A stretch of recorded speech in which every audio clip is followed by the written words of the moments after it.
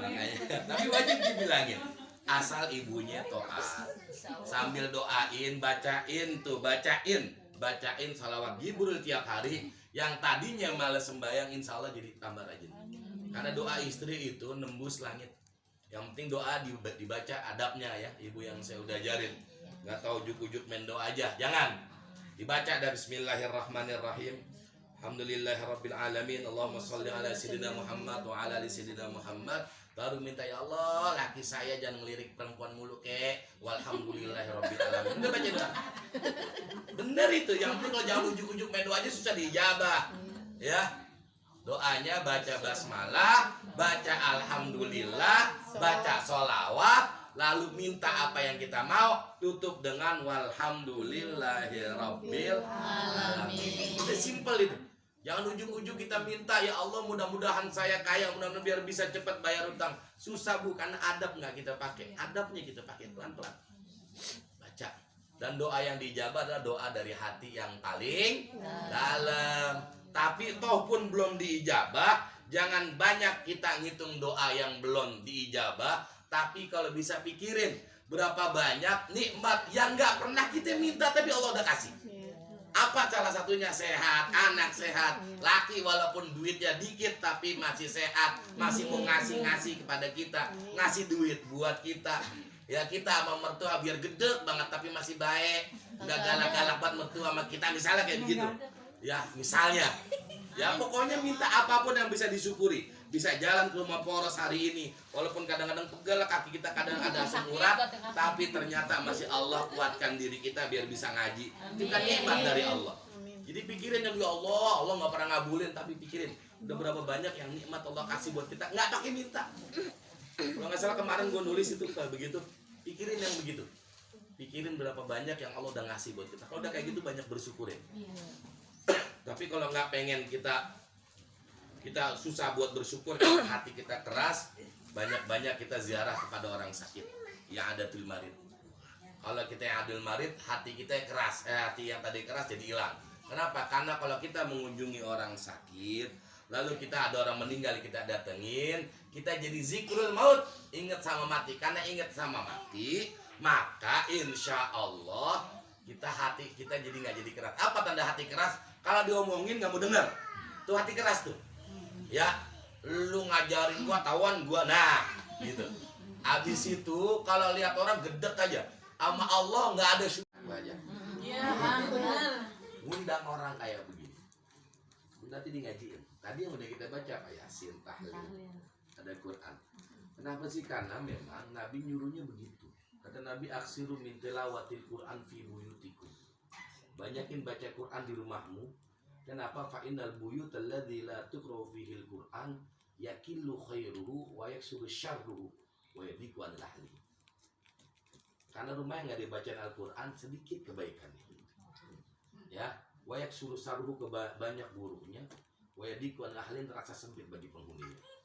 Kebalikannya, rumah yang dibacain Al-Qur'an di dalamnya luas bagi penghuninya, nyaman bagi penghuninya, banyak kebaikannya dan sedikit keburukannya.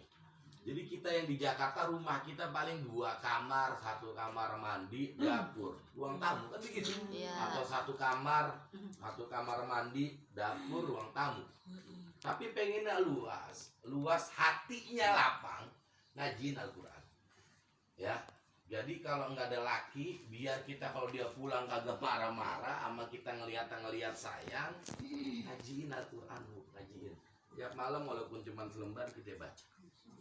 Ya, walaupun kelas lembar nggak bisa. Ya itu baca yang ibu demen baca apa? Kan andalan ibu saya tahu tuh. Kuliah puluh. Ya, surat andalan baca aja. Yang penting jangan sampai 1 hari pun di rumah nggak kebaca Al-Quran di dalamnya. Artinya apa sih? Sholat kan ada bacaan Quran.